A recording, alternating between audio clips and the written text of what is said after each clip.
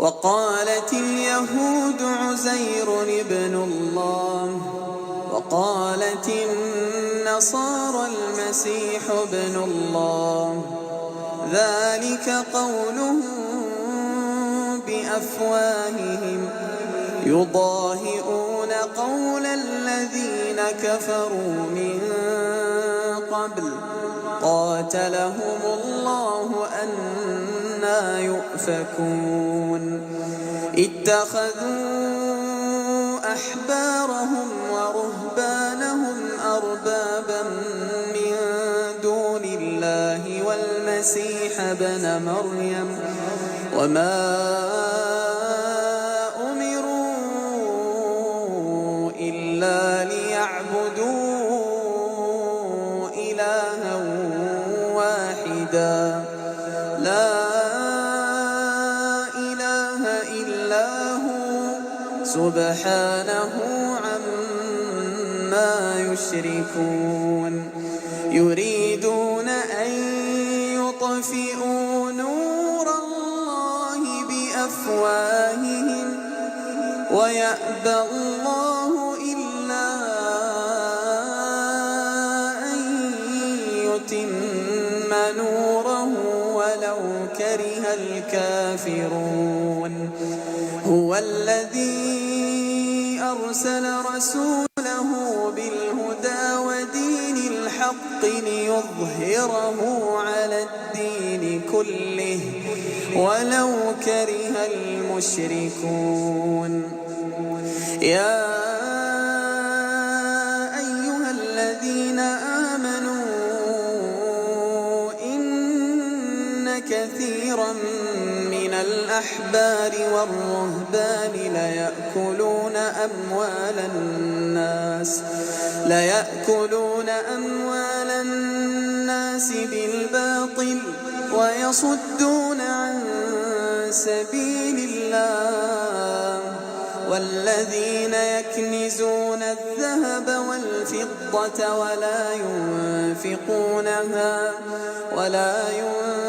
ينفقونها في سبيل الله فبشرهم بعذاب أليم يوم يحمى عليها في نار جهنم فتكوى بها جباههم وجنوبهم وظهورهم هذا ما كنزتم لأنفسكم فذوقوا ما كنتم تكنزون إن عدة الشهور عند الله 12 شهرا في كتاب الله يوم خلق السماوات والأرض منها 4 حرم ذلك الدين القيم فلا تظلموا فيهن أنفسكم وقاتلوا المشركين كافة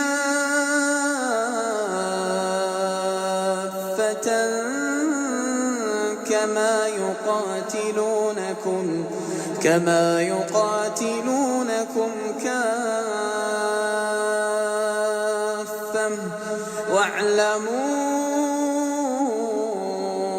أن الله مع المتقين إنما النسيء زيادة في الكفر يضل به الذين كفروا يحلونه عاما ويحرمونه عاما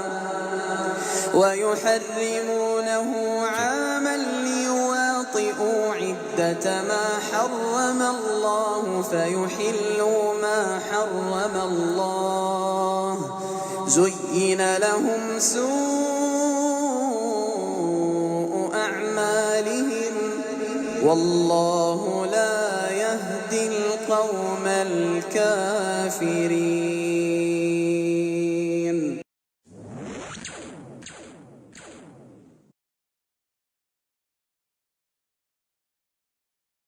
الحمد لله رب العالمين الرحمن الرحيم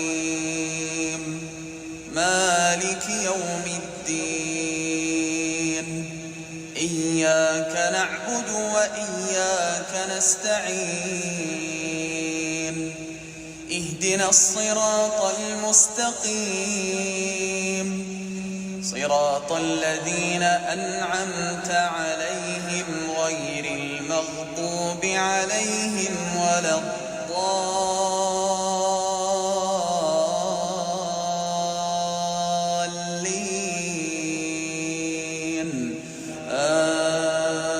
آمين. وأوحي إلى نوح أنه لن يؤمن من قومك إلا من قد آمن فلا تبتئس بما كانوا يفعلون واصنع الفلك بأعيننا ووحينا ولا تخاطبني في الذين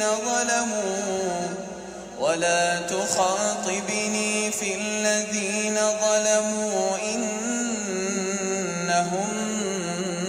مغرقون.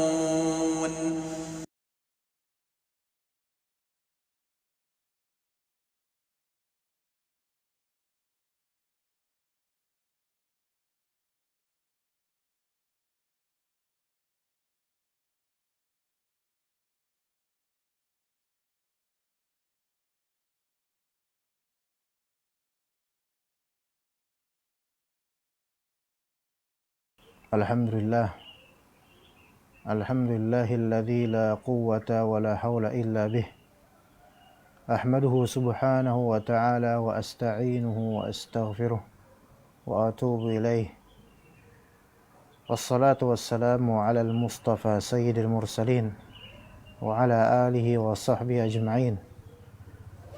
Asyhadu an la ilaha illallah wahdahu la syarika lah wa asyhadu anna Muhammadan abduhu wa rasuluhu la nabiyya ba'dah. Qala Allah Ta'ala fi kitabihil karim ya ayyuhalladzina amanu taqullaha haqqa tuqatih wa la tamutunna illa wa antum muslimun. Fa inna asdaqal hadithi kitabullah wa khairal hadi hadi Muhammadin sallallahu alaihi wasallam wa syarral umuri muhdatsatuha wa kullu muhdatsatin bid'ah wa kullu bid'atin dhalalah wa kullu dhalalatin finnar. Amma ba'd. Ikhwan dan akhwat rahimani wa rahimakumullah, menyambung kajian kitab Iqtida' as-Siratal Mustaqim yang telah vakum kisaran sebulan atau lebih.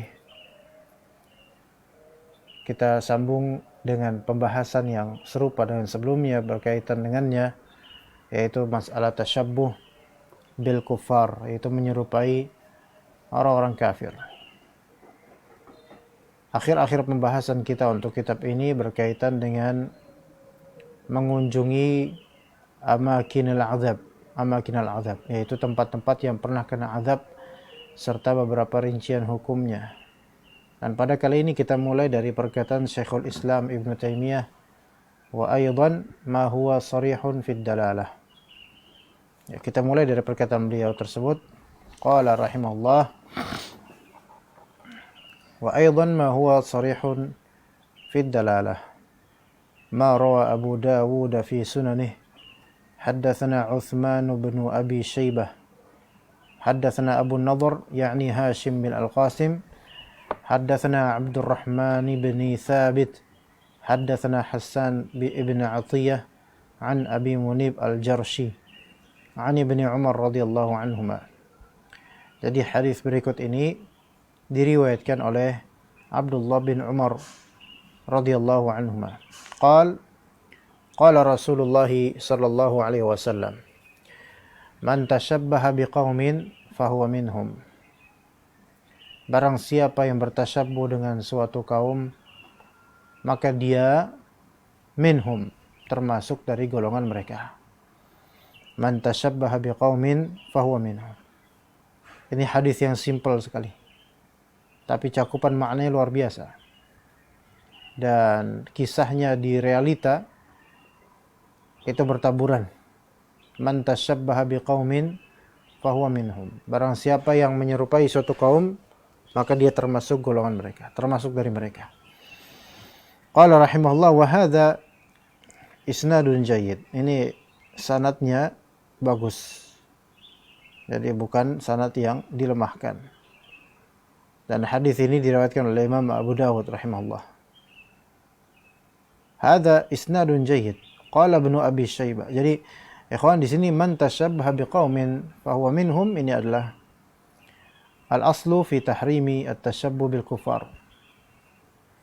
Yaitu dalil asal akan keharaman menyerupai orang-orang kafir secara mutlak dan umum. Fa inna qala rahimahullah fa inna Ibn Abi Syaibah wa Abu Nadhr wa Hassan bin Atiyah thiqat masyahir ajilla min rijalis sahihain. Perawi hadis ini yaitu Ibnu Abi Syaibah, maklum masyhur, Abu Nadhr, Hassan bin Atiyah, semua adalah thiqah, orang-orang yang masyhur, dan mereka orang-orang yang diagungkan, ajilla, dan mereka adalah para rijal yang dipakai oleh Al-Bukhari dan Muslim dalam kitab Sahih Bukhari dan Sahih Muslim. Wahum ajallu min an yuhtaja ila an yuqal hum min rijalis sahihain. Ya, mereka itu lebih mulia daripada perlu untuk dikatakan bahwa mereka rijal sahihain. Artinya mereka ini tiga orang ini, yaitu Ibnu Abi Syaibah, Abu Nadhr, Hassan bin Atiyah, ini para ulama ahli hadis yang terkemuka. Jadi bahkan tidak diperlukan untuk disebutkan min rijalis sahihain karena thiqahnya mereka. Wa amma, kemudian setelahnya wa amma Abdurrahman bin Thabit bin Thauban. Adapun Abdurrahman bin Thabit bin Thauban, ya, yang mana beliau meriwayatkan dari Hassan bin Atiyah, maka berkata Yahya bin Ma'in dan Abu Zur'ah dan Ahmad bin Abdullah, laisa bihi ba's. Tidak ada masalah dengan orang ini. Laisa bihi ba's, atau dalam riwayat lain laisa fihi ba's. Wa qala Abdurrahman bin Ibrahim Duhaim huwa thiqah. Wa qala Abu Hatim huwa mustaqimul hadis. Artinya, adapun kemudian artinya yaitu di sini Abdurrahman bin Thabit bin Thauban, maka beliau adalah seorang yang dipercaya oleh ahli hadis. Ya. Kemudian berkata Syekhul Islam Ibnu Taimiyah melanjutkan tahqiq terhadap para perawi. Wa amma Abu Munib al-Jarashi, adapun Abu Munib al-Jarashi, faqala fihi Ahmad bin Abdullah al-Ajli. Assalamualaikum warahmatullahi wabarakatuh. Maka berkata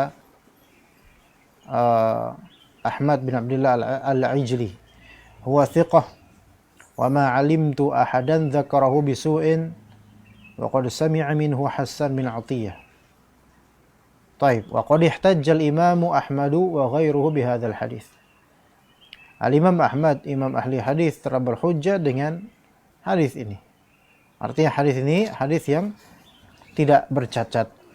Dan Syekhul Islam Ibnu Taimiyah rahimahullah menyitir kalam-kalam ahli hadis mengenai beberapa perawi hadis, man tasyabbaha biqaumin fahuwa minhum. Ini ditujukan sebagai ar-radd, yaitu bantahan terhadap orang-orang yang melemahkan hadis man tasyabbaha biqaumin fahuwa minhum. Karena ada yang melemahkan hadis ini. Ya.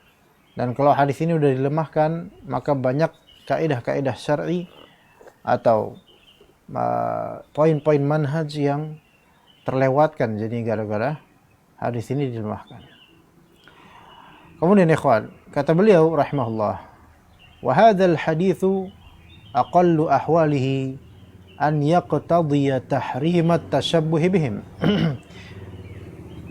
Hadis man tashabbaha biqaumin fahuwa minhum, aqallu ahwalihi, keadaan hadis ini yang paling ringannya, ya, maksud hadis ini yang paling ringannya adalah an yaqtadhiya tahrimat tasyabbuhi bihim. Paling minimal, maksud dari hadis ini paling minimal konsekuensinya pengharaman bersikap menyerupai orang-orang kafir. Minimal. Wa in kana zahiruhu yaqtadhi kufral mutasyabbihi bihim.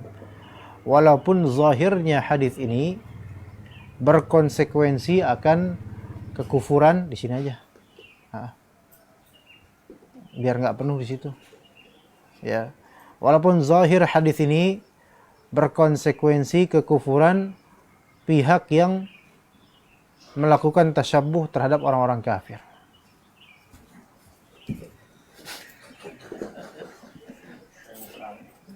Tara maaf Habib datang di situ ya. Waalaikumsalam warahmatullahi wabarakatuh. Abu Rahmat ya, bukan?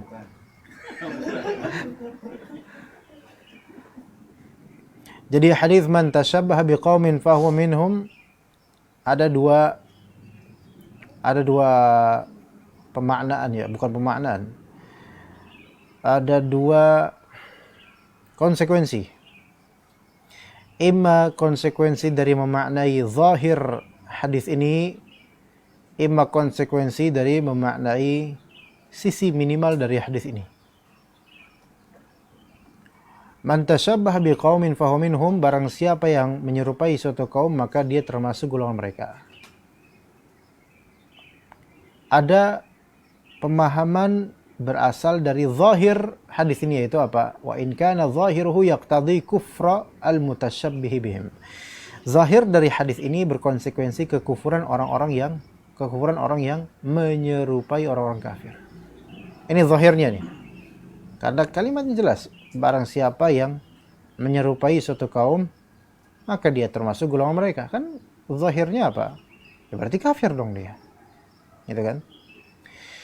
Tapi kata Syekhul Islam Ibnu Taimiyah, meskipun itu zahir hadis, tetapi kalau kita ambil dari pemaknaan atau maksud yang paling minimal dari hadis ini, aqallu ahwalihi, paling minimalnya adalah an yaqtadhiya tahrimat tasyabbuhi bihim. Minimal konsekuensi adalah pengharaman tasyabbuh terhadap mereka.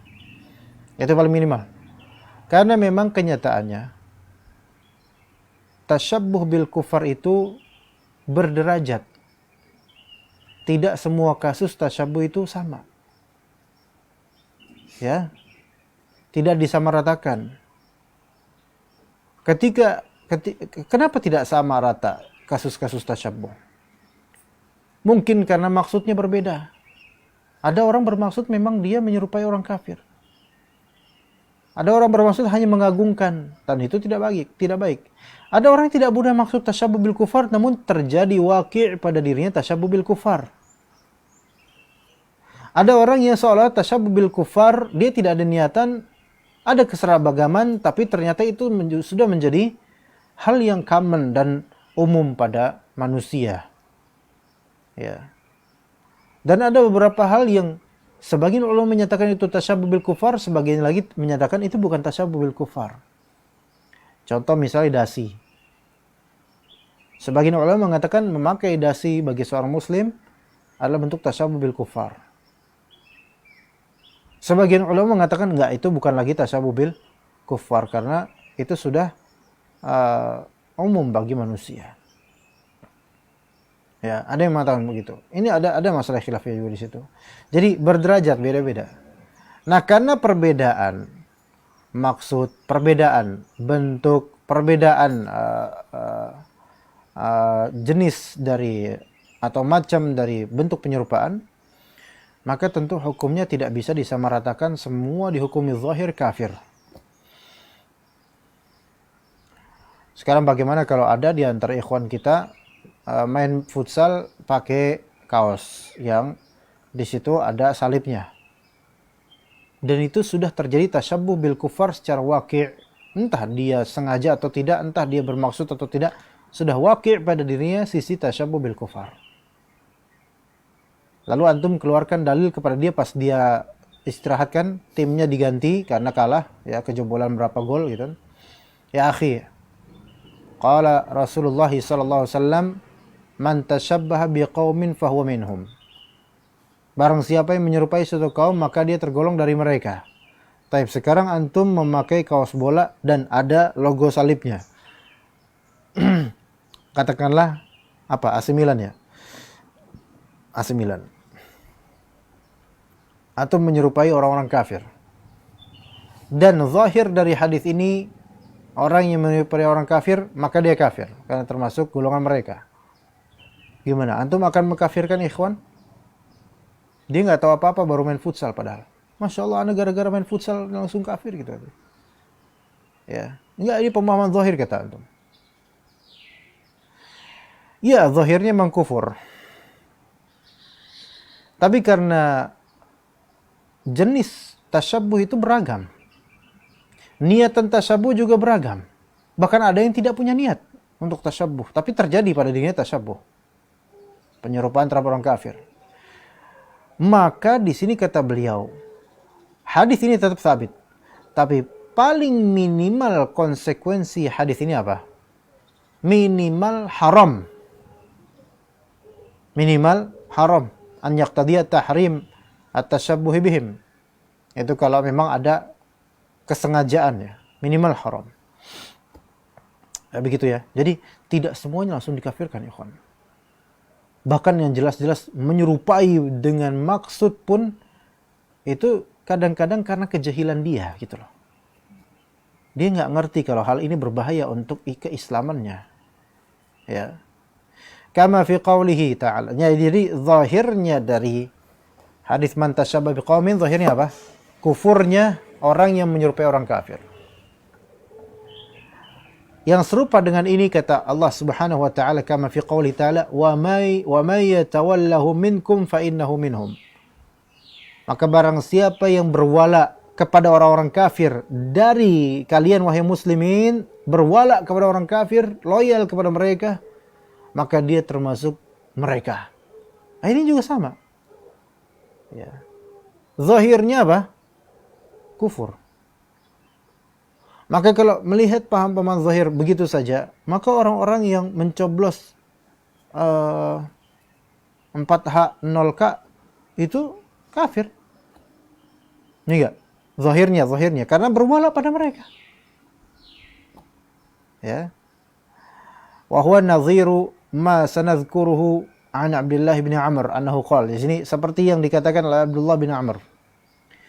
Man bana bi ardil musyrikin.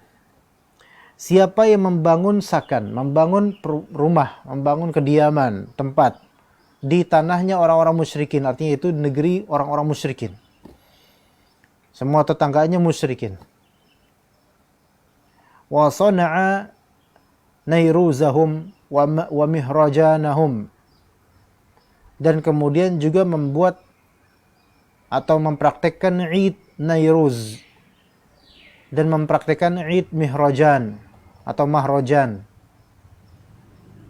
Apa itu Nairuz dan Mahrajan?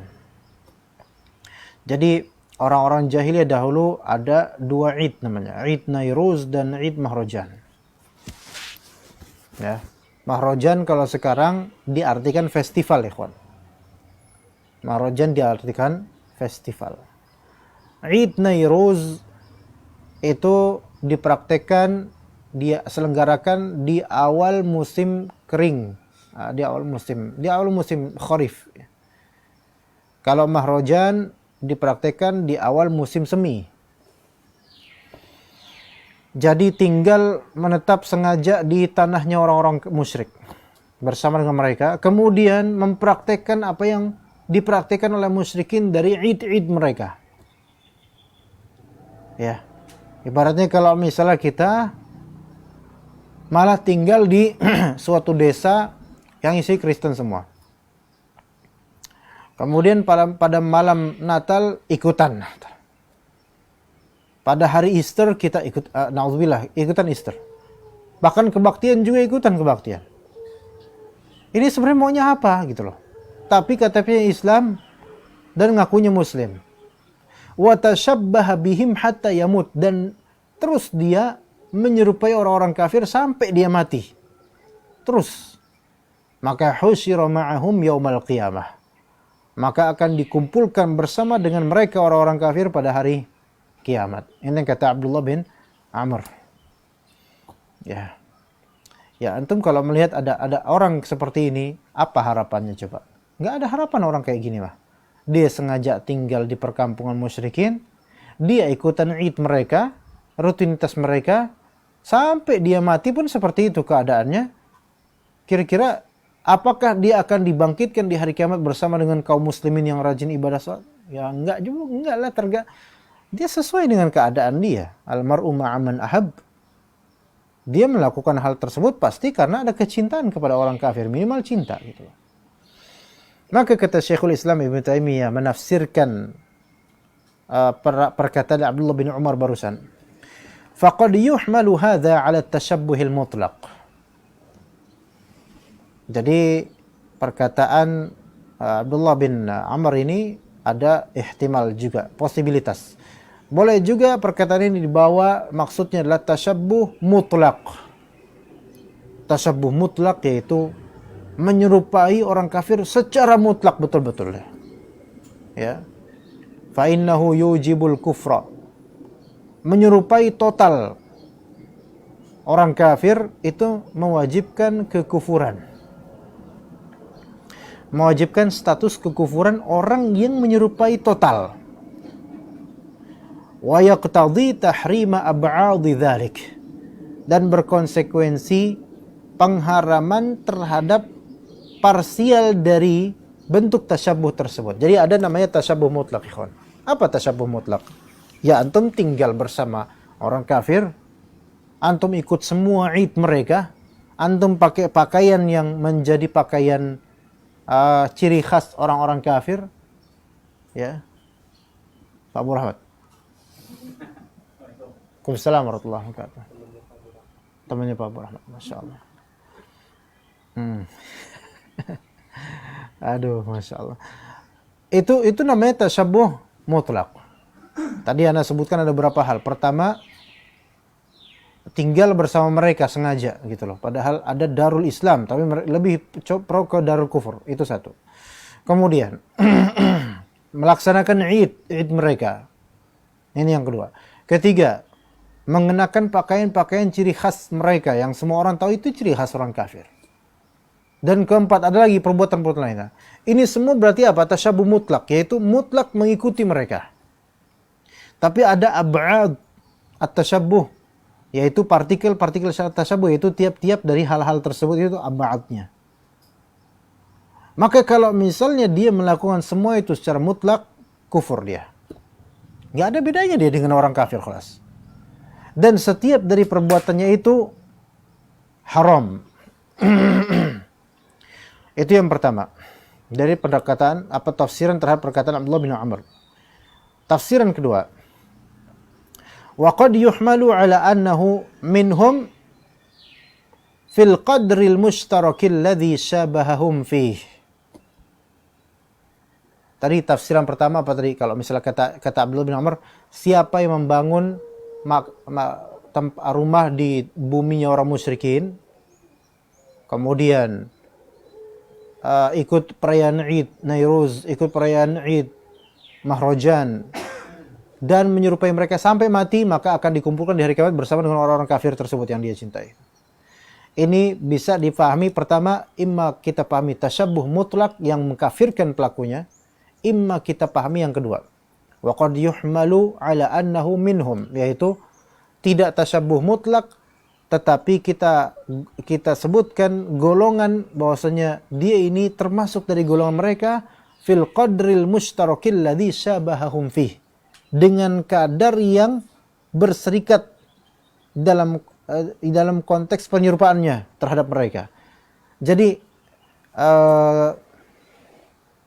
ini yang disebut apa ya? Al-qadar al-mushtarak di sini. Ada tasyabuh tapi dengan kadar yang sama dan tidak untuk seluruh hal. Contoh kalau misalnya antum main futsal, pakai baju bola dan di situ ada tulisan. Ya. Antum main futsal pakai baju Arsenal, ya, misalnya. Terus ada tulisan pemain Arsenal siapa? Siapa kita pemain Arsenal? Tahu nggak? Nggak tahu antum. Jupri misalnya. Nggak ada. Bergkamp. Udah lama jadul ya, Anda nggak tahu kok sekarang. Bergkamp misalnya. Dan antum kagum dengan itu. Type. Antum sholat nggak? Sholat. Zakat, puasa, haji, walaupun belum, umroh lah minimal, ya. Ngaji, masya Allah. Salafi, ahlu sunnah, firqah najiyah, taifah mansurah. Ya. Bahkan minum madunya madu taifah. Ya. Lemonnya ada, ya, Pak Abdul Khalik, ya. Nah, terus pakai baju seperti itu. Kafir nggak kira-kira, kon? Kafir nggak? Kalau misalnya dibawakan kepadanya hadis man tasyabbaha biqaumin fa huwa minhum, zahir dari hadis itu mengkafirkan nggak? Mengkafirkan. Tapi kafir nggak dia? Enggak. Apakah dia ini, si ikhwan ngaji yang pakai baju bola orang kafir ini, pas lagi main futsal, apakah bisa dikatakan bahwasanya minhum, dia termasuk golongan mereka dengan kadar baju bola tersebut? Paham nggak maksudnya? Pak Abu Jafar, Pak Samiran paham nggak?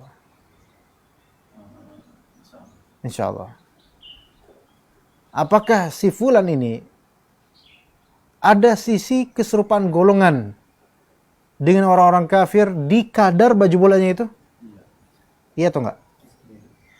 Ya emang ada. Terjadi nggak pada dirinya? Terjadi. Ada kadar mustarak, yaitu kadar yang berserikat, yang sama, serupa dengan orang kafir, sekadar itu, gitu loh. Tapi nggak dikafirkan, gitu loh. Ya. Nggak dikafirkan. Ini yang disebut annahu minhum. Si fulan ini, si fulan salafi ini termasuk golongan orang-orang kafir dalam kadar yang berserikat di keserupaannya itu, dan di situnya tok dah. Maka antum ketika membantah atau antum menasihati beliau, hanya di sisi itu aja. Antum jangan pakai baju bola orang kafir, akhi. Ini kan menyerupain dengan orang-orang kafir. Cukup di situ, nggak usah merembet ke yang lainnya. Ya, misalnya terus dirembet, pasti kalau misalnya antum menyerupai orang kafir, pasti antum kemudian mengagungkan orang kafir, pasti aneh yakin antum sering dengerin telenovela anak. Dan seterusnya diungkit-ungkit. Nggak ada urusan, udah cukup di situ aja. Ya. Ya. Nah, kadang-kadang kadar mustarak ini berupa kekufuran. Ya. Kadang-kadang kadar mustarak ini berupa kemaksiatan. Dan kadang-kadang kadar mustarak ini berupa syiar saja.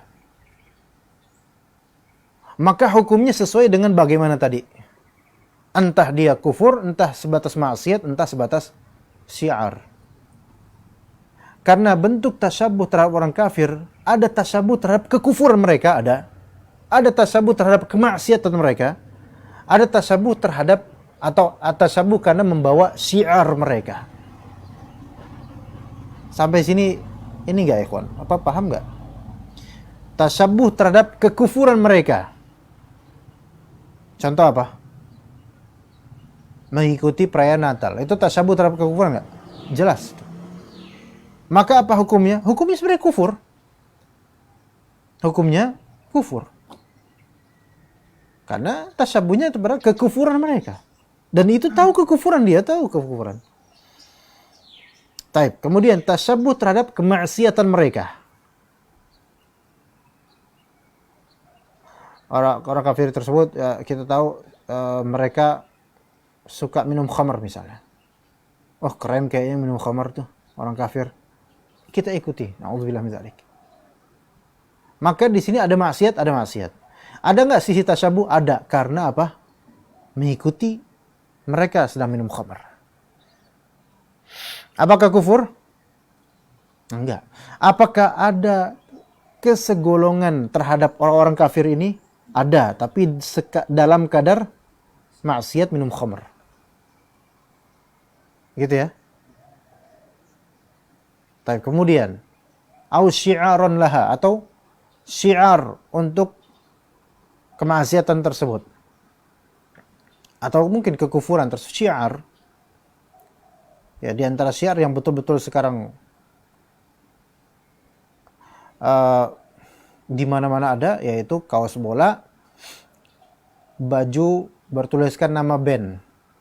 Banyak gak kira-kira? Banyak sekali ya. Tapi susah juga kita memahamkan mereka, susah. Apa band apa barat misalnya? AC/DC misalnya. Ya, itu AC/DC itu zamannya Pak Abdul Khalik ya. ACDC ya. Air conditioner ya, drop center. Nah, itu kan dia pakai truk gitu. Sebagian memakai karena ngerti ini band, music gitu. Sebagian memakai karena ini keren aja, ya, gitu kan ya? Ya, nggak tahu artinya apa AC/DC, nggak tahu, mungkin AC, mungkin air conditioner, DC drop center, JNT atau JNE atau apa, nggak tahu. Dia pakai karena keren gitu, ada gambar tengkorak atau apa mungkin gitu, ya. Atau Metallica misalnya, ya, si Ica pakai metal Ica jadinya, ya. Nah, pada tengkoraknya itu keren gitu kan. Di sini dia sengaja karena tahu album-album Metallica. Tasyabuhnya ada tasyabuhnya. Maksiatnya ada maksiatnya, maksiat surah. Syiarnya ada, kena juga. Kekufurannya ada, mungkin enggak ya, mungkin enggak, bukan kekufuran tertentu, tapi tasyabuh dengan orang kafir. Taib. Maka ini berdosa dia, maksiat. Ada juga yang pakai baju metal, wah, keras gitu, cadas pokoknya, gambarnya Masya Allah gitu. Ya, metal gitu. Iya. Hard rock, ya, hard rock ya. Jadi ada rock keras ya. Nah, tapi nggak ngerti ini artinya apa. Nggak ngerti ini artinya apa. Syiar kena nggak? Syiar kena. Maksiat kena? Maksiat kena.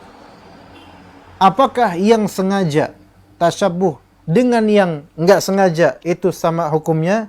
Sama hukumnya haram. Tapi urusan dosanya ya Allah yang tahu ya. Yang sengaja jelas dosa. Yang nggak sengaja, maksudnya nggak sengaja di sini tidak tahu apa maknanya. Ya semoga Allah maafkan, dan semoga Allah maafkan semuanya. Tapi hukumnya sesuai dengan kadar mustarok tersebut. Kalau dia pakai baju AC/DC, nggak ngerti apa-apa tentang AC/DC, pakai aja gitu asal, ya cakep-cakep aja, jalan kemudian ke pasar Keranggan, dan dia seorang ikhwan salafi, Ahlussunnah wal Jamaah, Taifah Mansurah Firqah Najiyah, jalan kemudian ditahdzir sama Pak Niman. Akhi, taqillah, itu kan AC/DC nama band. Lepas sekarang juga. Pak Niman nggak punya baju, lepas. Tapi di sini dia ada kadar mustarok nggak? Ada kadar keserupaan nggak dengan orang kafir? Ada. Hanya saja yang ini paling ringan. Kenapa? Nggak ngerti gitu loh. Nggak ngerti. Ada seorang kakek tua macul di pedalaman desa pakai baju Real Madrid, belakangnya Rolando. Rolando, yang makanan itu bulat-bulat. Ada nggak bentuk tasyabuh di sini?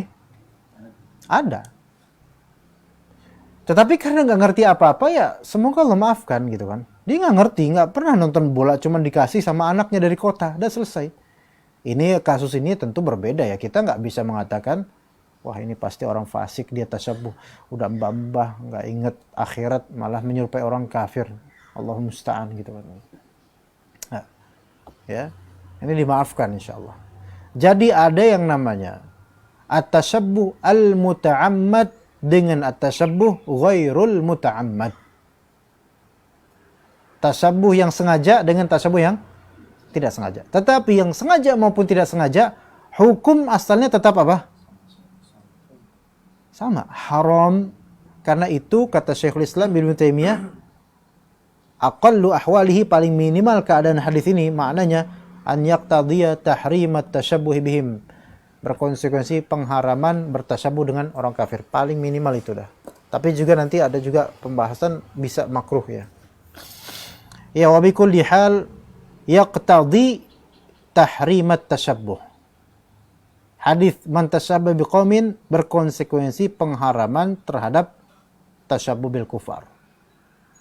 Bi'illati kaunihi tasyabbuhan. Dengan illat jami'ah. Illatnya, sebab hukumnya adalah adanya penyerupaan. Jadi hukum itu kan yaduru ma'a illatih. Hukum itu bergulir sesuai dengan sebabnya. Kalau sebabnya ada, maka hukum terjadi. Maka ketika sebabnya itu menyerupai orang kafir itu ada, maka hukum haram itu ada. Dan watashabbuhu ya'ummu man fa'ala syai'a li ajli annahum fa'aluhu. Wa huwa nadir. Dan tasyabbuh yang dimaksud sini umum terhadap, atau ya'ummu min fi'li syai', atau man fa'ala boleh. Umum terhadap siapapun yang melakukan sesuatu li ajli annahum fa'aluh, karena mereka melakukannya maka saya melakukan. Wa huwa nadir, dan itu jarang.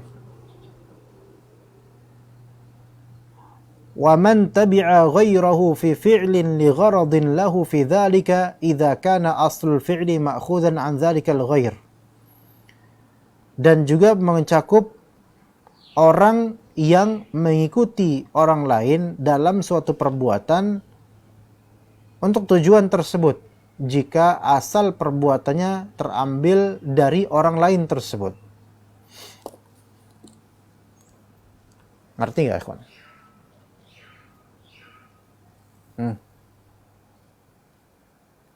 Ngerti nggak antum? Nggak ngerti, kok diam aja? Bin, Alwi, ngerti nggak? Tasyabuh itu untuk siapapun yang punya maksud untuk menyerupai pihak lain, karena pihak lain ini melakukannya maka saya juga melakukannya. Ngerti nggak, ikhwan? Taib. Ya, menyerupai tingkah lakunya gitu. Baik tingkah lakunya, pakaiannya, sikapnya. Tapi melakukan itu karena fulan melakukannya, karena fulan yang dia cari contohnya melakukannya. Nih misalnya, antum kalau nendang bola biasa pakai pakai kaki kanan, oke? Ya. Dan antum misalnya suka dengan pemain bola kafir fulan, tapi dia kidal. Maka antum pun berusaha belajar nendang pakai kaki kiri. Kenapa antum mulai kalau nendang bola pakai kaki kiri? Ayo, kenapa coba? Apa sebabnya? Karena meniru fulan kafir ini. Ada nggak di sini sisi tasyabuh? Apakah ini berupa pakaian? Bukan, ini berupa perbuatan. Bahkan cuma tendangan, karena ada ta'zim, ada keinginan seperti dia. Jadi ana af'alu hadza li ajli annahu fa'ala hadza. Saya melakukan ini karena saya melihat dia melakukan ini, maka saya tiru. Maka di sini ada tasyabuh. Ada tasyabuh. Ya. Jadi perbuatan tersebut ma'khudh an dzalikal ghair. Dia cari sampelnya dari pihak yang dia anut, pihak yang dia lihat itu. Paham gak, ikhwan? Adapun kalau misalnya tidak begitu gambarannya, misalnya saya melakukan ini karena natural aja. Ya pengen aja kidal gitu. Enggak karena mencontoh pada fulan, bukan. Maka itu beda hal. Ya, itu beda hal. Ya.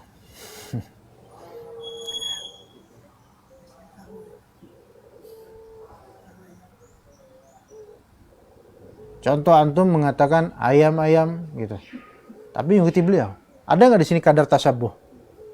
Ada. Ya, tapi ini nggak ada kaitannya dengan tasyabuh bil kufar. Insya Allah Muslim itu kayaknya. Ya. Fa amma man fa'ala syai'a wattafaqa anna al-ghaira fa'alahu aidha. Adapun orang yang melakukan suatu hal, namun pas banget hal tersebut dilakukan oleh orang lain juga gitu loh. Pas banget hal tersebut dilakukan oleh orang kafir juga misalnya, atau orang lain.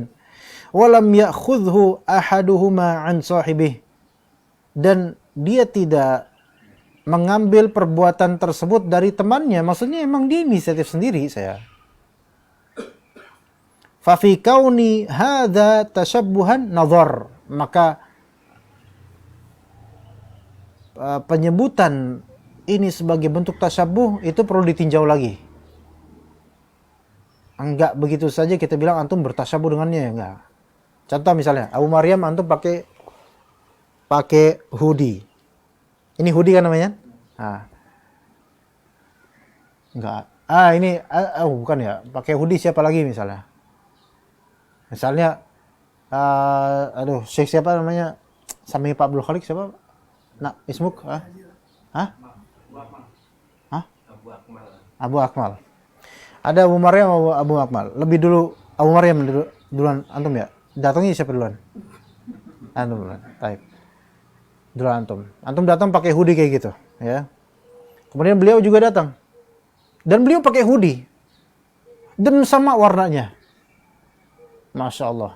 Kemudian antum Pak Abu Akmal pasti antum bertasyabuh dengan Abu Maryam. Antum jawab. Kata Syekhul Islam Ibnu Taimiyah. Fa fi kauni hadza tashabbuhan nadhar. Ini nggak bisa disebut tasyabuh. Ada mutasyabih ya, tapi tidak ada kesengajaan dan Pak Abu Akmal di sini tidak mengenakan hoodie tersebut karena mengambil perbuatan dia, enggak. Ini inisiatif masing-masing gitu loh. Gimana, Faham di sini, kawan? Lakin qad yunha an hadza. Tapi bukan berarti bebas begitu aja. Kadang-kadang bisa dilarang. Walaupun tidak ada kesengajaan, aksidental. Kenapa? Li'alla yakuna dzari'atan ila tashabbuh. Agar tidak terjadi jalan menuju betul-betul penyerupaan. Tetap jangan kalau bisa. Iya.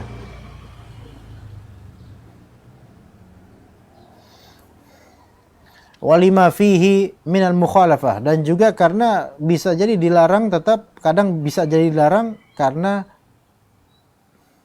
dalam larangan tersebut ada mukhalafah terhadap ashabil jahim, yaitu penyelisihan terhadap orang kafir, dan itu bagus. Contoh disebutkan di sini sebagaimana kita sebutkan juga contoh berkali-kali di kitab ini. Kama umira bisabghil liha wa ihfa'ish syawarib. Sebagaimana diperintahkan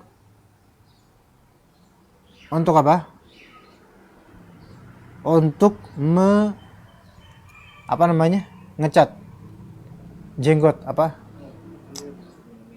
Nyemir jenggot. Dan ihfa asy-syawarib, dan menipiskan kumis. Ya. Ma'anna qawlahu sallallahu alaihi wasallam ghayyiru syaiba wa la tashabbahu bil yahud. Ubahlah apa? Syaib itu apa? Uban bukan? Uban. Hah? Orang udah punya uban nih, putih rambutnya. Rasulullah perintahkan apa? Ubahlah. Selain dari warna hitam yang murni. Adapun hitam yang keemasan atau hitam kemerahan boleh. Dan juga sebagian ulama, beberapa minoritas ulama malah bahkan membolehkan yang hitam. Ghayyirus syayib wa la tashabbahu bil yahud. Ubahlah itu dan jangan kalian menyerupai orang Yahudi. Dalilun ala anna tashabbuha bihim bil yahud. Dalil menunjukkan bahwasanya menyerupai orang-orang Yahudi dalam hal ini yahsulu bi ghairi qasdin minna wala fi'il. Boleh jadi seseorang terjadi pada dirinya penyerupaan terhadap orang Yahudi, terjadi pada dirinya tanpa adanya maksud, tanpa adanya usaha, tanpa adanya perbuatan. Tiba-tiba dia serupa aja gitu sama orang Yahudi. Bahkan bal bimujarradi tarki taghyiri ma khuliqa fina. Bahkan sebatas membiarkan perubahan apa yang telah diciptakan pada diri kita. Sekarang orang Jawa Muslim, ya, kayak misalnya kita orang Jawa, orang Sumatera, orang Indonesia Muslim, alhamdulillah, berjenggot, berambut, usia kemudian menjadi 30, kemudian 40, ada uban nggak? Ada. Sekarang ada orang Yahudi, usia 30, 40, beruban juga nggak? Sama kan? Sama. Nah, apakah antum mempunyai plan untuk beruban? Nggak pernah. Ana bakal berencana umur 42 tahun aja berubannya. Nggak bisa. Nggak ada schedule untuk itu. Bahkan 30 tahun pun bisa beruban.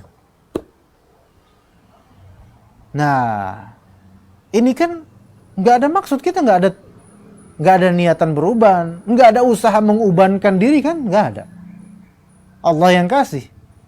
Kita biarkan apa yang Allah ciptakan pada diri kita dengan uban-uban tersebut. Itu saja kata Nabi SAW, ghayyirus syaibah.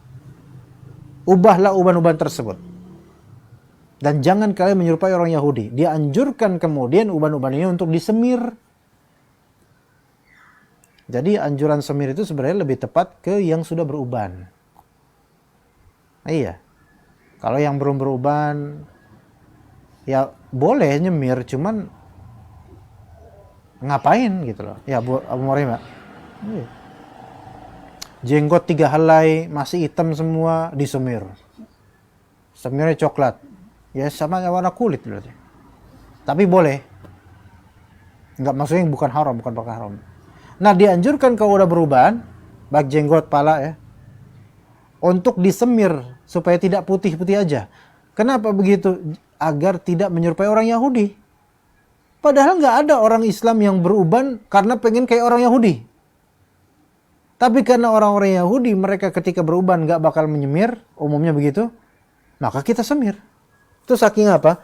Saking pengennya Nabi SAW mendidik dan mentarbiyah kita untuk menyelisihi yang menjadi ciri khas orang-orang kafir. Begitu ya, padahal kita nggak sengaja. Dan padahal itu ciptaan Allah langsung gitu loh. Ya, seperti itu. Cuman ghairus syaib ini alhamdulillah tidak sampai wajib. Ya. Dia melainkan dia adalah sunnah.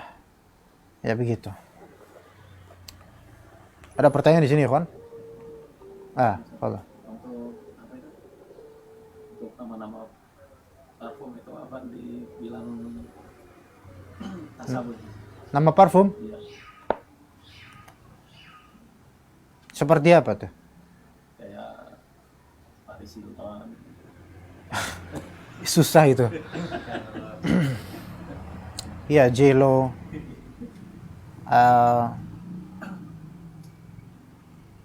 Grande itu. Banyak. Avril Lavigne. Banyak kalau dia, wah banyak banget. Zlatan Ibrahimovic ada, Cristiano Ronaldo ada. Ada tuh. Yang paling aman itu semua dinamain Sofwan Parfum aja. Orangnya lagi gak ada sini. Itu ya nggak boleh itu sebenarnya. Sisi pertama itu ada ta'zim pada orang kafir, itu jelas. Ya kayak Jennifer Lopez kemudian dan seterusnya. Itu kan nama orang-orang fasik, orang-orang fasik kafir dari kalangan mereka, pezina dari kalangan mereka. Ya, nggak ada dari mereka alim itu, nggak ada. Mereka artis kan, artis bikin brand parfum atas nama diri mereka. Nah, hanya ikhwan ketika gini, itu dari sisi manhaj ya. Dari sisi fikih muamalah itu juga nggak boleh, karena itu pakai nama mereka. Nah, nama mereka ini brand, gitu loh. Maka nggak boleh. Ya sebenarnya begitu. Kecuali mungkin pakai nama aroma, ya. Misalnya digabungkan misalnya Avril Rose misalnya, itu mungkin masih boleh ya. Tapi nggak belatan, nggak nyata banget Avril Lavigne misalnya, atau Jennifer Lopez misalnya.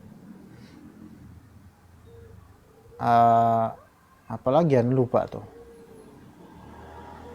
ya nggak usah diingat juga sih ya. Paris Hilton misalnya, nggak boleh, karena itu ada sisi ta'zim terhadap nama-nama mereka. Itu dari segi manhaj, dan juga dari segi fikih muamalah juga nggak boleh pakai nama brand mereka.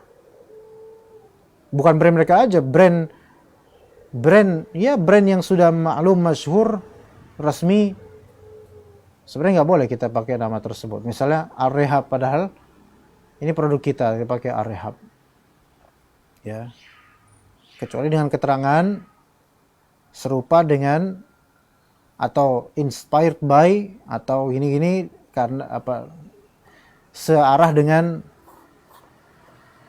Polo Sport, searah dengan Avril Lavigne yang Rose, itu nggak masalah. Iya, itu masuk bab muamalah, nggak masalah.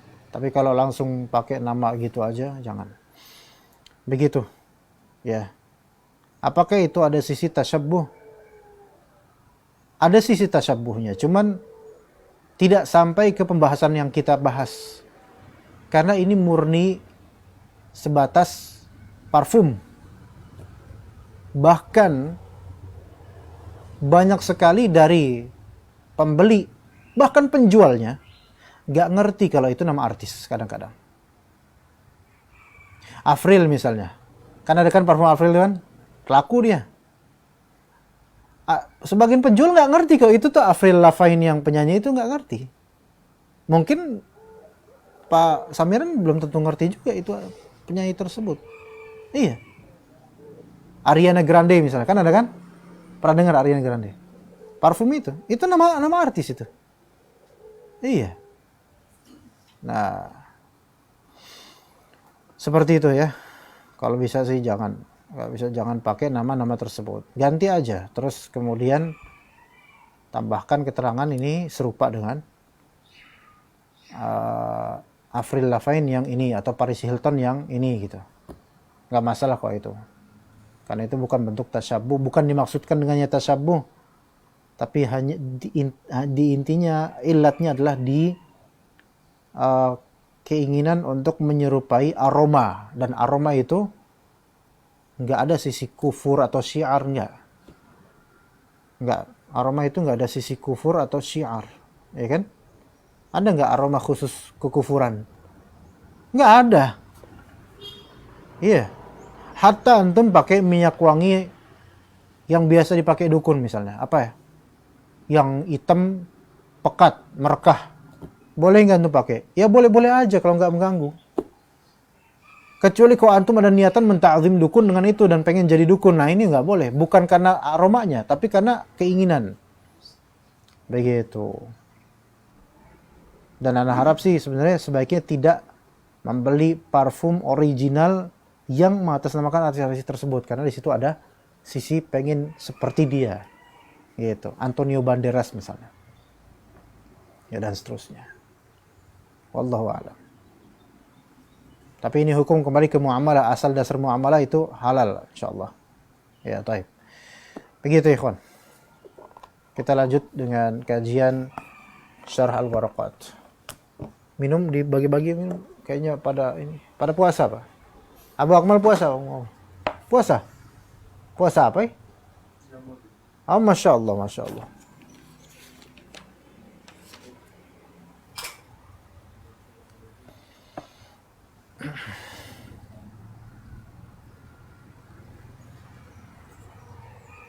Ada kitabnya nggak Pak?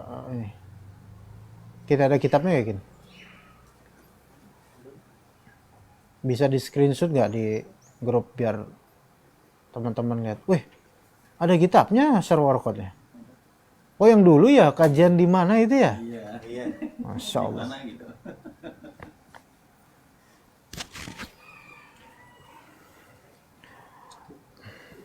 Oke, kita mulai. Nah.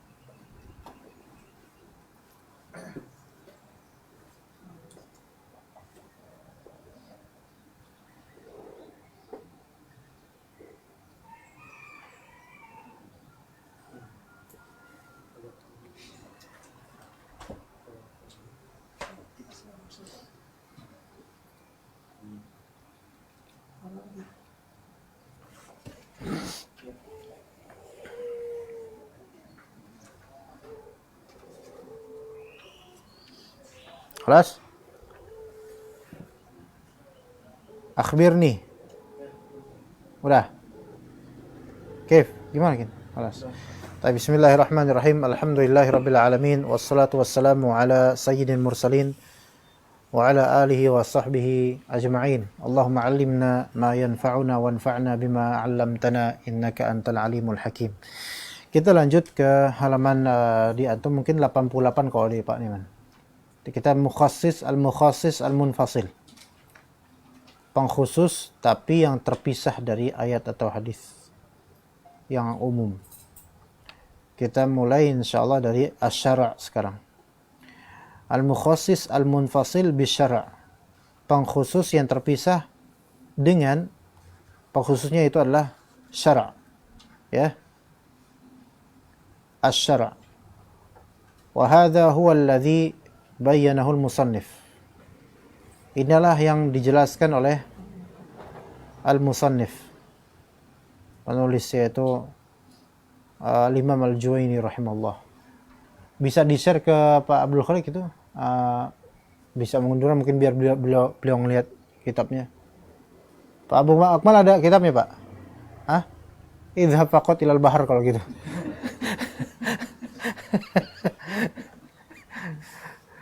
Baik. Asy-syara'. وهذا هو الذي بينه المصنف وهو المراد في أصول الفقه, dan ini yang akan kita bahas dalam usul fiqh. Wa tahtahu qisman. Di pembahasan ini ada dua macam. Tapi kita bahas pagi ini macam pertama aja. Al-awwal takhsisul kitab. Mengkhususkan Al-Qur'an, yaitu dalil Al-Qur'an dikhususkan. Ada ayat umum gitu. Ayat Al-Quran ada yang umum. Ternyata ada ayat lain yang mengkhususkan. Ada juga hadis yang mengkhususkan. Ada juga ternyata ijma' yang mengkhususkan. Dan ada qiyas yang mengkhususkan. Masing-masing 4 kriteria tersebut ada contohnya masing-masing, insyaallah. Walaupun di masalah ijma' nanti ada pembahasan sendiri. Ya, jadi dengan contoh insyaallah nanti paham. Jadi mukhassas di sini Alkitab. Dan mukhassisnya bisa Alkitab, As-Sunnah, Ijma' dan Qiyas. Kita mulai dari yang poin pertama. Takhsisul kitabi bil kitab. Mengkhususkan suatu ayat Al-Quran dengan ayat Al-Quran lainnya. Mengkhususkan suatu ayat Al-Quran dengan ayat Al-Quran lainnya. Ay takhsisu ba'di ayatihil 'ammati bi ba'din akhar. Yaitu mengkhususkan sebagian ayat-ayat Al-Quran yang umum dengan ayat lainnya yang mengkhususkannya. Wa qawluhu yajuz ay bidalil wuku'ihi. Kata Imam Al-Juwaini itu mungkin terjadi. Ya, bisa terjadi. Contoh. Firman Allah Subhanahu wa taala, "Wal mutallaqatu yatarabbasna bi anfusihinna thalathata quru." Perempuan-perempuan yang ditalak, maka hendaknya mereka apa? Tarabbus namanya. Tarabbus itu artinya nunggu. Nunggu diri mereka sendiri. Dan maksud di sini masa iddah, ikhwan. Maksudnya tarabbus di sini masa iddah. Ya, kalau perempuan ditalak, maka terjadi pada dirinya masa iddah. Nah, yang dimaksud talak di sini talak di luar hamil. Ya, karena kalau talak hamil masa iddahnya adalah sampai lahiran atau keguguran. Iya. Tapi kalau masa iddah non hamil, ketalak non hamil, maka ini ayatnya. Wal mutallaqatu yatarabbasna bi anfusihinna thalathata quru. Perempuan-perempuan yang ditalak, maka dia menunggu dirinya dalam masa iddah 3 kali quru. Quru ini khilaf di antara ulama. Kita artikan aja quru ini masa haid 3 kali. Ya, makanya sebagian ulama mengatakan atau jumhur ulama mengatakan tidak sah talak seseorang di masa haid, kata sebagian ulama. Itu yang disebut sebagai talak bid'i namanya. Ada tolak sunni, ada tolak bid'i. Tolak sunni itu adalah talak di masa tohir, non haid. Tolak bid'i, talak di masa haid. Bisa paham ikhwan di sini, Mas? Alwi paham? Beneran? Nah. Jadi kalau mentalak istri di masa tahir suci, maka ini hukumnya gimana ya? Kalau Anda bilang boleh juga nggak enak juga ya. Sebaiknya jangan gitu. Maksudnya hukumnya terselenggarakan gitu loh. Talak, terjadi talak. Sah talaknya. Kalau talak di masa haid, khilaf di antara ulama. Ini disebut talak bid'i. Apakah talak di masa haid itu sah sebagai talak atau tidak? Khilaf di antara ulama. Ada yang mengatakan sah dan ada yang mengatakan tidak sah. Yang mengatakan sah itu pendapat jumhur. Oke. Talak di masa hamil sah? Sah. Karena masa hamil juga tidak ada haid, ya kan, keumumannya gitu kan? Taib. Nah, sekarang talak di masa tahir nih. Atau mungkin di masa haid lah, anggap yang mensahkannya. Jadi kalau gitu dia ditalak nih perempuan. Salasata quru, nunggu 3 kali masa haid menurut sebagian ulama. Misalnya fulan mentalak istrinya sekarang dalam keadaan tahir, suci. Ditalak, saya talak kamu dengan perkataan langsung atau dengan WhatsApp. Ya, jelas dia terjadi talak. Kemudian besoknya istrinya haid. Haid pertama durasi 7 hari, bulan ini. Anggap bulan Agustus ini. Oke? Atau bulan Muharram. Bulan depan haid lagi dia. Dan belum rujuk. Bulan depannya lagi haid lagi dia. Belum rujuk. Selesai haid di bulan ketiga ke depan, selesai haid, maka kholas. Ini terjadi apa namanya? Pemisahan, udah akad, udah pisah akad. Ini yang perlu ditahu ikhwan. Talak selama masa iddah maka belum ada pemisahan akad ikhwan. Ini yang banyak orang nggak tahu ini. Artinya istri kalau ditalak, talak satu ya, bukan talak tilu, maka dia tetap di rumah suaminya.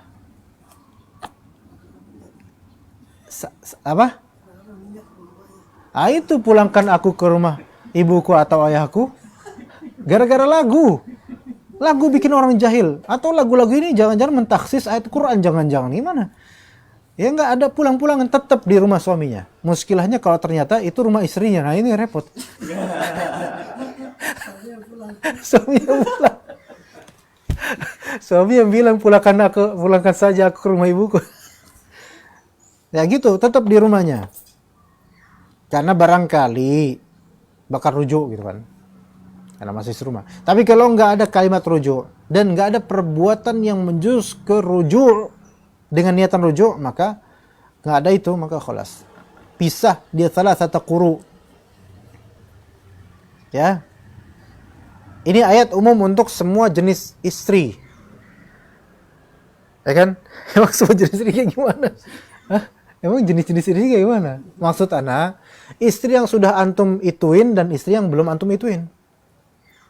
Ya kan?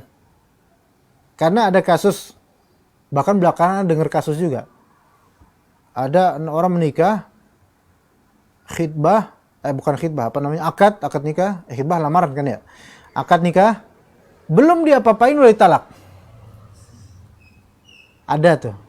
Dan bisa terjadi. Ya naudzubillah, jangan sampai terjadi pada keluarga kita. Apa hukumnya? Nah itu dia. Ayat tadi yang ana ungkap barusan di Al-Baqarah 228, perempuan yang ditalak nunggu 3 kali haidnya. Oke, itu kan wal mutallaqat itu mencakup baik perempuan yang baru antum nikahi dan belum antum apa-apain, dan perempuan yang udah lama antum nikahi bahkan udah punya anak banyak gitu. Umum untuk semua jenis istri. Maka kata beliau, fa hadhil ayatul amma, ini ayat ini umum sekali. fil madkhuli biha wa ghairil madkhuli biha, terhadap konteks perempuan yang telah antum masuki, maksudnya antum pergauli, dan juga konteks perempuan yang belum antum pergauli walaupun sudah nikah. Jadi belum dukhul namanya. Nah, ulama tuh beda-beda batas dukhulnya. Apakah dukhul itu berarti harus, ya you know lah, antum masa nggak tahu antum harus gitu, atau sebatas berduaan di kamar, atau sebatas pegang-pegangan itu dukhul? Itu para ulama bersih pendapat. Oke, kita anggaplah dukhul yang dimaksud adalah sudah bercumbu, nah gitulah ya. Dah, nggak usah diterangkan lebihnya ya. Maka sekarang dikhususkan ayat tersebut terhadap dengan firman Allah Ta'ala di surat Al-Ahzab 49. Ya ayyuhalladzina amanu, wahai orang beriman, idza nakahtumul mu'minat, kalau kalian menikahi orang-orang perempuan-perempuan beriman, thumma talaqtumuhunna min qabli an tamassuhun, kemudian kalian talak itu perempuan, itu istri kalian talak sebelum kalian memegangnya. Memegang ini maksud bukan megang biasa, tapi megang maksudnya jima ya. Fama lakum alaihinna min iddatin ta'taddunaha, maka dia tidak punya masa iddah.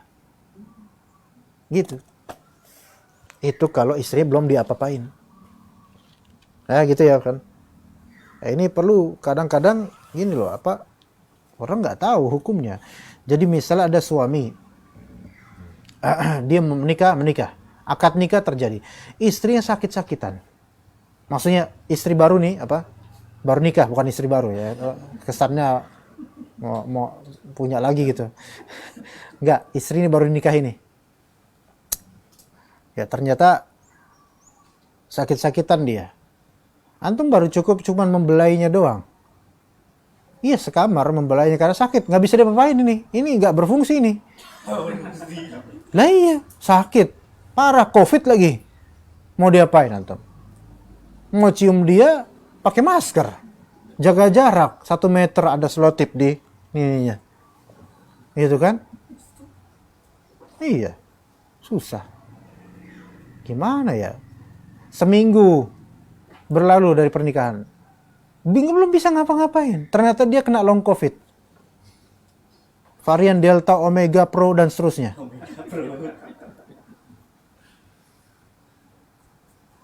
Akhirnya dia capek sendiri. Beb, aku capek dengan keadaan seperti ini. Asik. Ya, udahlah kita putus aja, aku ceraikan kamu. Sah nggak cerainya, ikhwan? Sah cerainya. Apakah perempuan ini punya masa iddah? Enggak. Mengetahui ini diceraikan, alwi langsung gercep, gerak cepat. Langsung dinikahi ini perempuan sama alwi. Sah atau tidak nikahnya? Sah, karena perempuan ini nggak punya masa iddah. Tapi kan udah dibelai-belai. Ya, hanya belai, ikhwan. Mungkin belai pakai kemoceng kan bisa. Belai pakai. Cuman belai doang.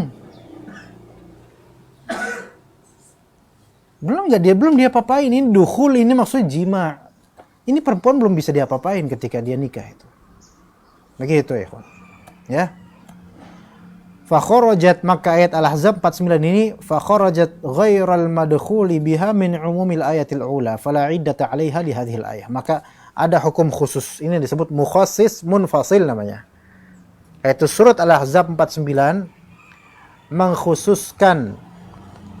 Jadi konteksnya dibedakan sendiri dibandingkan dengan keumuman ayat Al-Baqarah 228. Taib. Kemudian berikutnya yang kedua, takhsisul kitab bis sunnah. Mengkhususkan ayat Al-Quran dengan hadis sunnah Nabi SAW. Ada firman Allah Ta'ala surat An-Nisa, itu penyebutan hurrimat alaikum ummahatukum wa banatukum wa akhwatukum dan seterusnya.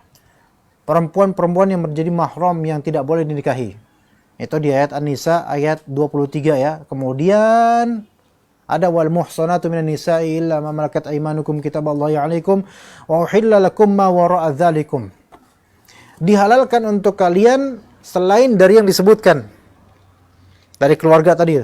Nah, jadi kan kalau di ayat 23 ibu kita nggak boleh kita nikahi, anak gadis kita, bibi dari ayah, bibi dari ibu, kemudian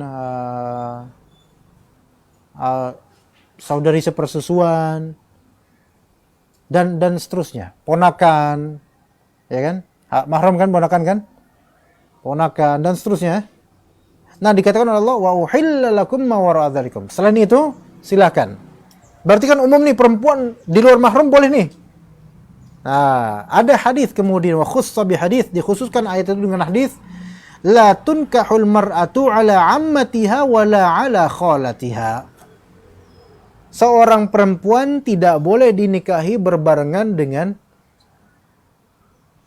bibi dari ayahnya dan bibi dari ibunya. Paham gak, ikhwan?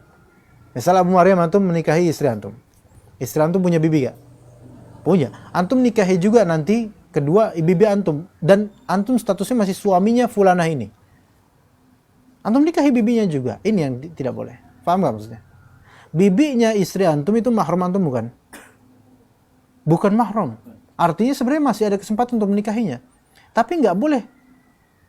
Sama kayak menikahi adiknya istri antum. Punya adik istri antum. Aduh, sayang banget. Kakaknya istri antum punya gak? Menikah dengan istri antum dan kakaknya kandung dan adiknya kandung, itu nggak boleh dibarengi. Nggak boleh bersama antum berposisi sebagai suami dari dua bersaudari. Nggak bisa. Dan juga istri antum bersamaan dengan bibinya, tantenya, tante kandung. Nggak bisa. Gitu.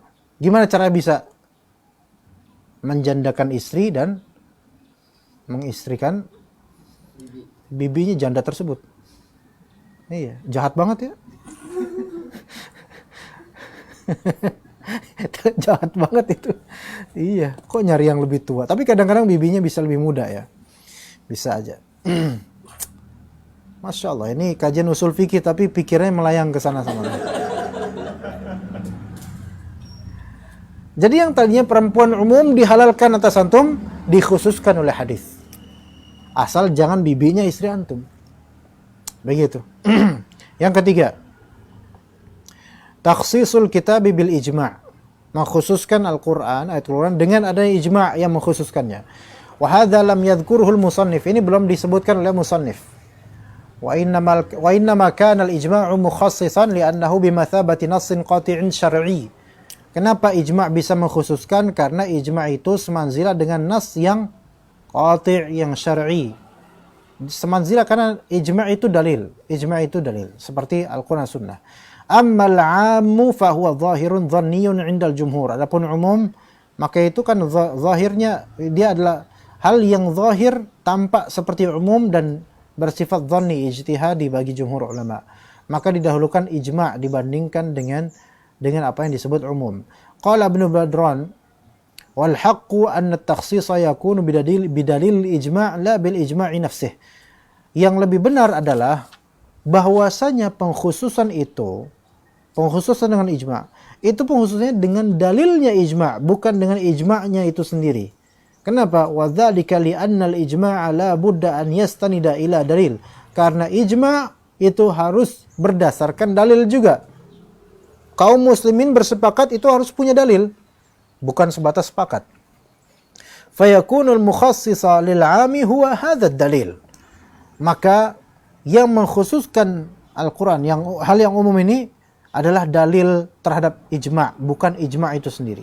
Wal ijma'u dalilun ala wujudihi. Dan ijma' adalah suatu dalil akan keberadaan dalil itu. Wa qad mathala al-usuliyuna biqaulihi ta'ala. Para ahli usul fikih mereka memberikan misal. Walladzina yarmuna al-muhsanati thumma lam ya'tu bi arba'ati syuhada'a fajliduhum 80 jaldah. Orang-orang yang melempar tuduhan kepada perempuan muslimah baik-baik. Melempar tuduhan fulanah berzina ini. Ya. Kan harus ada saksi. Arba'ati syuhada, 4 saksi yang melihat langsung perzinahan itu. Tapi ternyata orang yang melontarkan tuduhan zina ini tidak memberikan saksi. Nggak sampai 4 saksi. Maka yang menuduh inilah fajliduhum 80 jaldah. Dicambuk 80 cambukan. Oke, paham di sini, kawan? Tadi kita orang merdeka biasa nih. kita tuding fulan berzina, kita bilang ke hakim atau ke polisi atau kepada ulil amri lah. Fulana berzina, dia perzina dia. Ya. Atau fulana pelacur. Dan ternyata kita nggak bisa mendatangkan bukti. Oke, kita bisa mendatangkan bukti tapi nggak sampai 4 orang. Cuman 3 orang. 1 doang nih, nggak dapat. Maka hakim segera apa? Menghukum. Yang dihukum siapa sekarang? Ya kita ini hukum yang menuduh. Walaupun kita merasa yakin ini gitu loh. Tapi enggak. Untuk tuduhan zina itu harus apa? Pakai 4 saksi. Ya, dan itu berat, susah. Nah, oke, sampai situ. Maka hukuman buat kita apa? 80 cambukan. Kata beliau, fal ayatu 'ammatun fil hurri war raqiq. Ayat ini umum terhadap orang merdeka dan juga budak. Jadi kalau misalnya seorang budak menuduh orang yang merdeka berzina, perempuan merdeka berzina, dan ternyata nggak bisa menunaikan keharusan mendatangkan saksi 4, maka budak ini, zahir ayat ini apa? 80 cambukan, karena nggak bisa mendatangkannya. Fakhussat bil ijma' ala anna al-'abd al-qadhif yujladu 'ala nisf min al-hurr. Maka dikhususkan dengan ijma' ulama bahwasanya hukuman untuk budak itu setengah hukuman orang merdeka. Maka berapa alwi antum dapatnya? Berapa cambukan kira-kira? 40. Begitu alwi.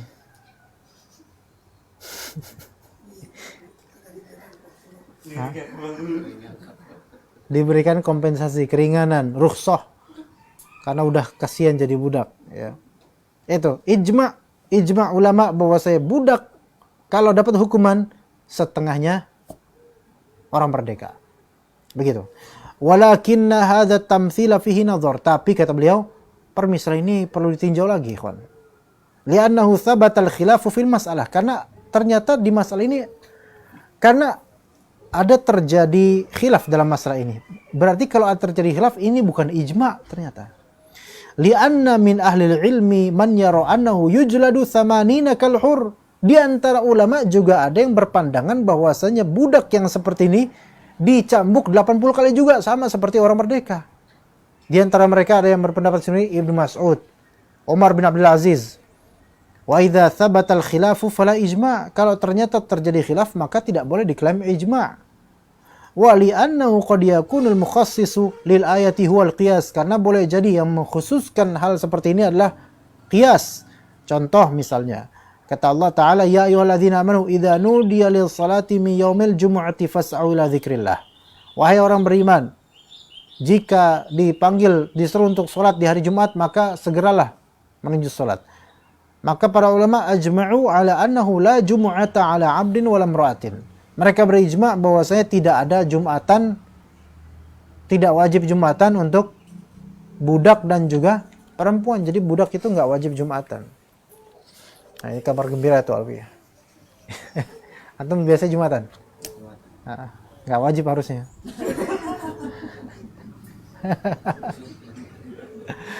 Pulangkan saja lu ya aku ke rumah.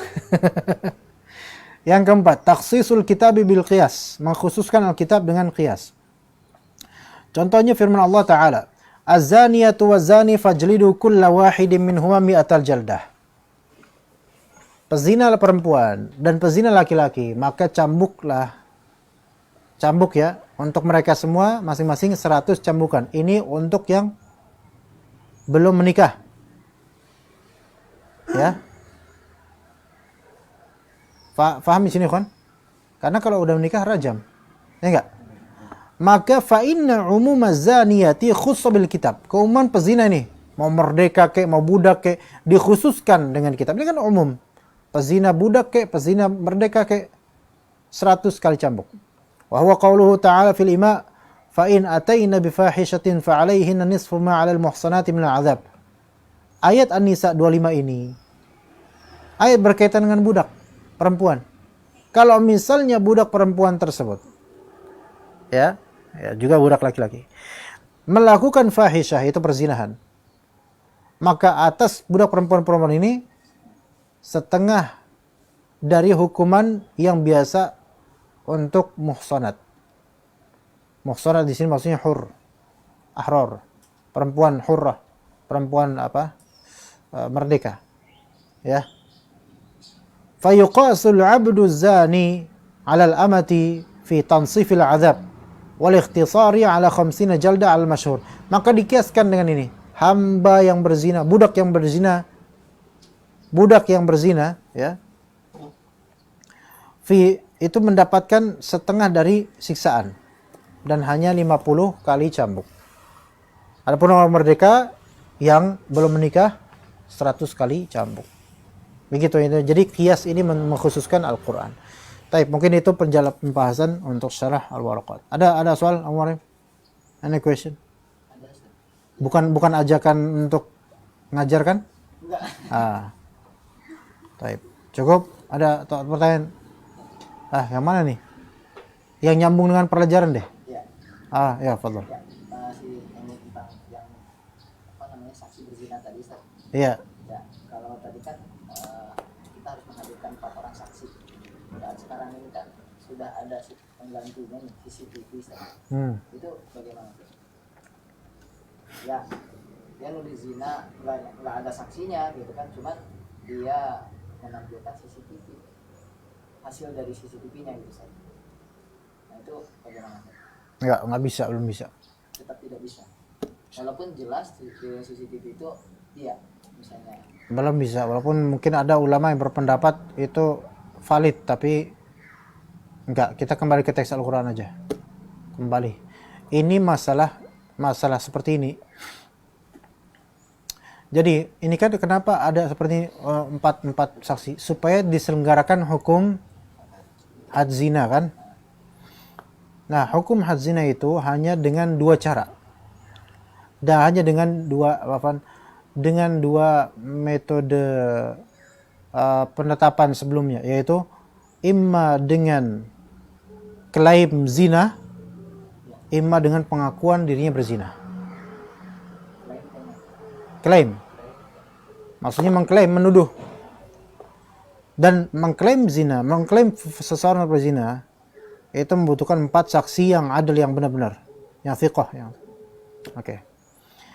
Dan itu tidak bisa dikiaskan dengan kamera, ya, CCTV. Kamera CCTV bisa diedit, bisa ini, bisa itu, kita nggak tahu. Karena kalau misalnya diliberalkan, maka dikhawatirkan banyak kepentingan orang di situ. Tapi memang walaupun diedit sebenarnya hakim juga punya tim harusnya untuk memeriksa ini diedit apa enggak, kan gampang juga sebenarnya. Maka ala kulli hal, Allah alam itu menurut ana lebih condong kepada yang belum bisa menjadi representatif 4 orang itu. Ya, tuduhan zina itu. Ya, begitu, Allah alam. Tetapi mungkin kalau hakim ini mendapatkan kasus seperti itu, hakim ini bertanya kepada si tertuduh. Dan terjadilah kemudian mungkin ada apa di surat An-Nur itu? Ya qadhf, yaitu semacam mubahalah dan semisalnya. Di surat An-Nur awal-awal itu ada. Begitu. Ya. Bahkan Syekhul Islam Ibnu Taimiyah rahimahullah, beliau menyebutkan bahwasanya sebenarnya urusan yang pertama tadi kan ada mengklaim fulan berzina dan seterusnya dengan bukti. Yang kedua mengaku, ya. Kalau mengaku kan gampang, orangnya udah mengaku, dan itu pun mengaku pun hakim tuh nggak boleh langsung percaya gitu aja. Cari celah supaya dia rujuk dari pengakuannya. Nah, kalau tuduhan dari orang itu, kata Syekhul Islam Ibnu Taimiyah, hampir tidak mungkin bisa dibuktikan. Karena susah sekali mendatangkan 4 saksi. Iya, susah. Iya, begitu.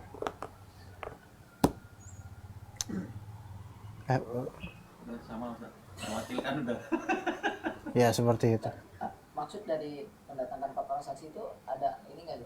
Apa maksudnya itu karena memang ya kalau orang menuduh zina itu karena memang udah maafkan itu, atau bagaimana tujuannya apa? tujuannya ditegakkan hukum had. Jadi hakim nggak bisa menghukumi perempuan ini kalau 4 saksi ini nggak terwujud gitu loh. Dan 4 saksi ini harus benar-benar gitu loh, bukan orang fasik atau juga ikut melakukannya, sama aja itu mah.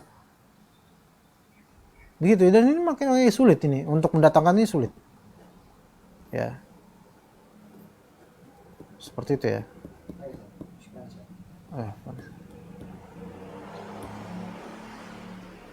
Pak Abu Akmal, kayak ada di kepalanya kayaknya ada sesuatu yang mau ditumpahkan ini. Nah, sebelum Ustaz, yang materi sebelumnya, yang Pak Syabuk tadi.